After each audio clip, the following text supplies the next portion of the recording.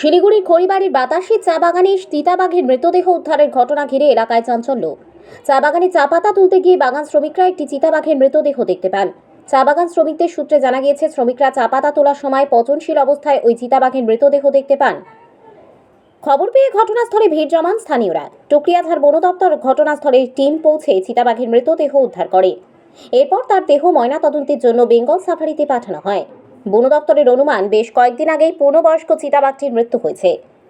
জানা যায়, এই চা বাগানটিতে গত 7 দিন ধরে চা পাতা তোলার কাজ বন্ধ থাকার পর আজ পাতা তোলার সময় এই চিতাবাঘের দেহ প্রকাশ্যে আসে। তবে চিতাবাঘের মৃত্যু কিভাবে হলো তার তদন্তে বন দপ্তর।